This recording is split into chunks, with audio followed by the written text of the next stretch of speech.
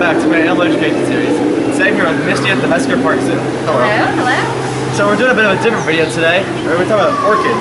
So, first of all, what is this building that we're in?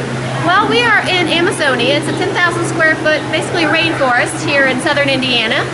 Probably the closest thing that a lot of us will get to seeing the actual rainforest, but we're standing in this gorgeous planted green building that's 75 degrees all the time. So it's a great place to come hang out in the winter. It's a great place to come find South American animals like tapirs and jaguars, but it's also a great place to come find some nice green lush plantings in the winter when you're cold and yucky, or even for summer. It's a great place to be. So it's a huge rainforest here in southern Indiana.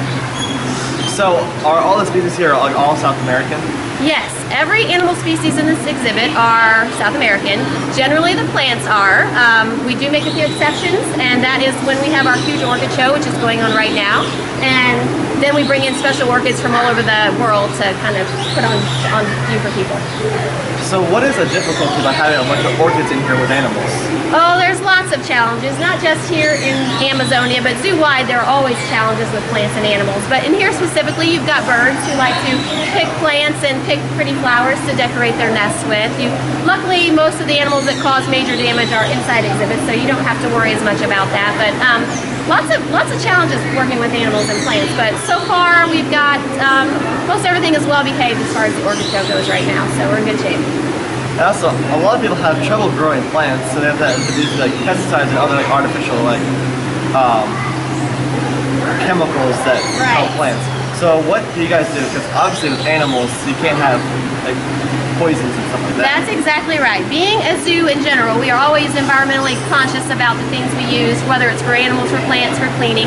But here in Amazonia, you can't just come in and spray pesticides or herbicides to kill weeds or to kill, to keep the bad plant bugs back. So what we do in here is we use good bugs to take care of the bad bugs. So sometimes we'll release thousands of ladybugs at a time, and that way they'll eat the bad bugs on the plants. So we have lots of good bugs, from a tiny little wasp that you can't see to ladybugs. We take care of the plants to keep them healthy and happy. The visitors are safe, the animals are safe, and everything is good to go. So how many orchids are in this building? Right now we probably have dozens of species of orchids, and when the show opened we had hundreds of blooming orchids. It's gorgeous. So probably hundreds of blooming orchids and well over 2 dozen species of orchids. We have the lovely howler monkeys in the background. Yes, they're always putting on a show. So what kind of orchids do we have here? We've got a variety from the moth orchid, which is beautiful. A lot of these large white orchids are moth orchids or phalaenopsis, and we add those to bring in, I don't know, they just pop, so it's something that attracts you. And then we've also got some smaller oncidiums, different colored oncidiums throughout the exhibit, as well as some dendrobiums. One of the favorites is the lady slipper, which is up front, but we've got several varieties for people to see. We also use companion plants or fillers, things that we put in to help take up space but also add color and texture to the show, from peace lilies to some different grasses, snake plants, which are always fun. And these actually are not from South America. One of the ones that will have to come out when the show is over. But lots of fun stuff. Begonias, orchids throughout. And we do keep some of these orchids in the building throughout the year. We'll move out the ones that are not South American, and then we'll kind of replant and add things as we break it down. So why do you guys have the orchid show every year? It's a great question. The orchid show brings in a whole different group of people. Generally you think of zoo, you think of animals, but really in the big picture, animals and plants work together, and you can't really have one without the other.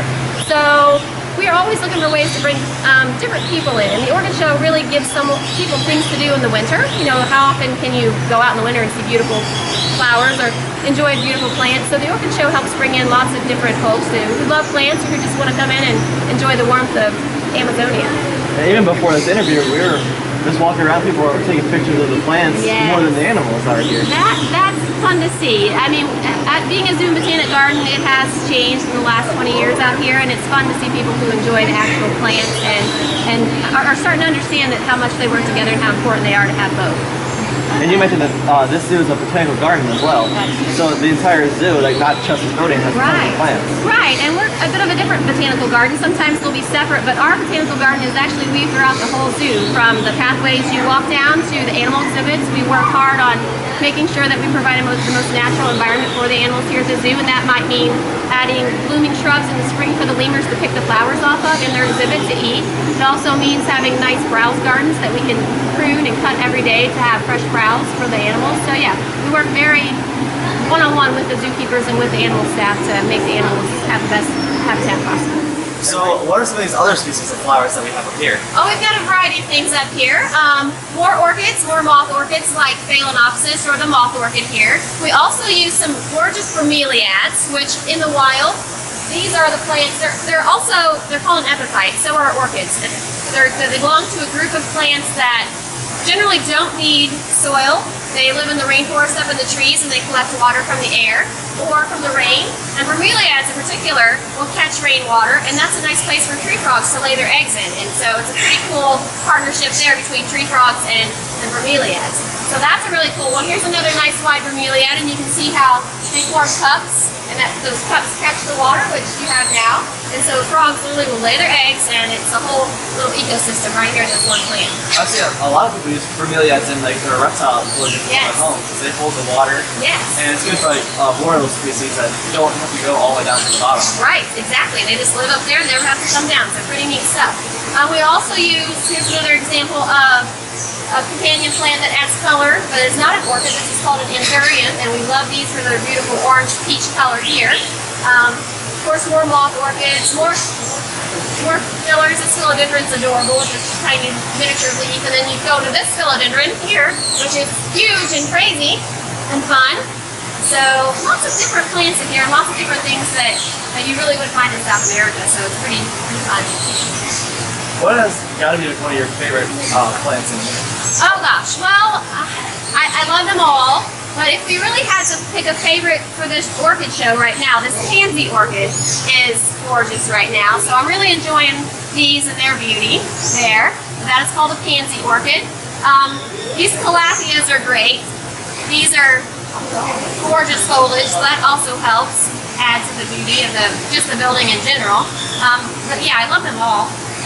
And like I was taking like some videos around of all the plants in here.